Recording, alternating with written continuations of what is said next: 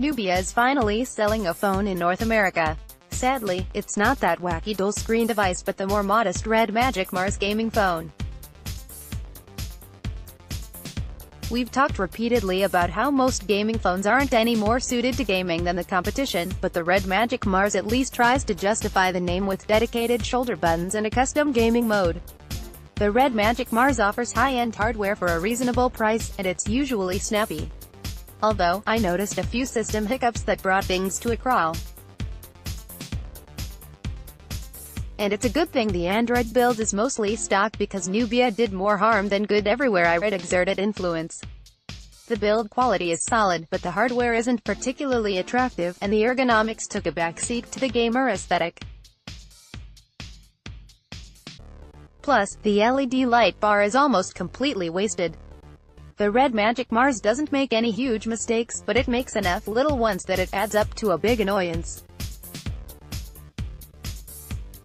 Design, hardware, what's in the box? Even if you'd been living under a rock for the last few years, you would instantly recognize the Red Magic Mars as something designed for gamers. It has that classic angular vibe with more sharp edges and metal inlays than any object of its size ought to have. I will preface this by noting that aesthetics are highly subjective, but I believe most people will agree with me when I say the Red Magic Mars is a rather unattractive phone. Unlike most modern phones, the Red Magic Mars is aluminum. The finish is very smooth, so you're just as likely to drop this as a glass phone. Don't worry about the screen if it does fall. The chassis is aluminum, but the display panel sits slightly above that on a raised plastic lip. I feel like it's just begging for a crack. The 6-inch 1080p LCD dominates the front of the phone. It's sufficiently sharp, but the brightness is a bit lacking. The screen doesn't have the customary Gorilla Glass, relying instead on Denorex hardened glass. However, props to Nubia for doing an 18:9 display without a notch. Over on the right, you've got the power and volume buttons. They feel solid and have good tactility. There are also touch-sensitive shoulder buttons for games.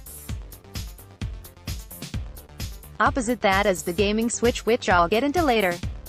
For now, I'll just say I like the red accent, and it has a satisfying click as you slide it between regular and gaming modes. The Type-C port is on the bottom next to a speaker. The earpiece acts as a second speaker, but the bottom speaker is far louder. Hey, you do get a headphone jack up top. That's a nice bonus these days. The Mars has a strong vibration motor, but it's not as sharp as phones like the Pixel or Galaxy S10. Nubia also touts a 4D haptic system for games that is supposed to match the action more closely. It only works with a few titles, and I don't think it makes much difference. On the back of the phone, you get a single camera sensor in a little hexagonal inlay directly above the elongated hexagonal fingerprint sensor. The sensor works fine, it's fast and accurate. However, it's about an inch too high on the back. Below that, you have the light bar, which is itself an extremely long, narrow hexagon. Seriously, there are so many corners on this phone. There are also 4 grills on the back that are allegedly there to expel heat from the phone. That seems silly considering it's a metal phone. All the heat radiates out through the body of the phone, and the grills don't appear to make any difference. It's an unwritten rule, before this sentence was written, that every gaming phone needs to have some RGB LEDs, but Nubia made this pointless, silly feature even more pointless than usual. You can't just have the LEDs on while using the phone. They only turn on when charging, to announce incoming notifications, and when you're in gaming mode.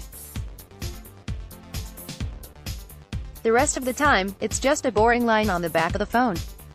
The animations aren't even particularly smooth when the LEDs are on. This phone doesn't cost a lot, so you should not expect many extras, or any extras. You get the phone, a few warranty and regulatory manuals, a red USB-A to USB-C cable, and a quick charge 3.0 adapter. It does 18 WPD, too. Camera Nubia deserves some credit for not slapping a useless secondary camera on the Red Magic Mars simply because everyone else has at least 2 sensors, but don't expect any miracles. is a single 16MP rear sensor and an 8MP front camera. Outdoors, the phone takes acceptable photos with good detail and natural colors. It does have trouble with varying or harsh light outdoors, so you get dark shadows and blown-out highlights. There's no auto HDR mode, and turning on HDR manually doesn't help. In fact, it makes some photos look hazy or grainy. The true test of a smartphone camera is low light, and the Red Magic Mars continues its uninspiring run here. The camera pulls in enough light to get some solid pictures inside, but capture times get abruptly longer. There's no optical stabilization, so you tend to see blurriness from hand wobble. Previous necks taking photos at night isn't a hopeless cause, but the experience isn't good. The Red Magic seems to prioritize lowering noise via longer exposures. Moving subjects often turn out blurry, sometimes the entire scene is blurry because it lacks OIS. Bright lights and dark settings will also result in undesirable snapshots because, again, HDR mode is poor. If you've got a steady hand and a stationary subject, the Mars might get a few usable images. Software, performance, and battery. Note: our review unit has pre-release software. I've been waiting several weeks for Nubia to update it to the retail release, but it has not been able to do so as of this posting. The Red Magic Mars runs Android 9 Pie out of the box, and the build is mostly stock. That's good because Nubia seems to have bungled just about everything in which it had a hand. There are uncountable little bugs and bizarre UI decisions, which make the phone annoying to use on a daily basis. For example, the network activity arrows in the status bar nudge other icons out of the way when they appear, which they often do. The home screen is the most boring, bare-bones rendition of the Pi launch I've seen. There's an old-style unmovable Google search bar at the top of the screen, and you don't even have the Feed, Discover panel on the left.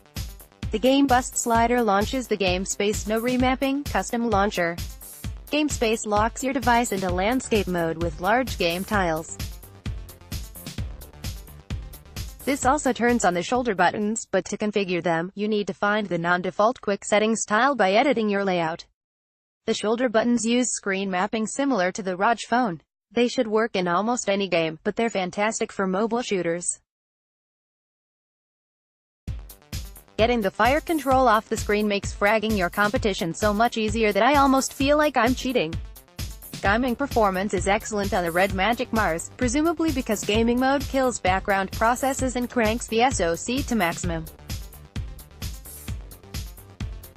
In general use, the phone is usually very fast. However, I've seen a few unusual slowdowns, and the scrolling seems weirdly stuttery. Battery life has been good overall but somewhat on the inconsistent side. I've had some days with solidly above average battery life, over 5 hours of screen time in 24 hours with heavy use. Other days, I get half that.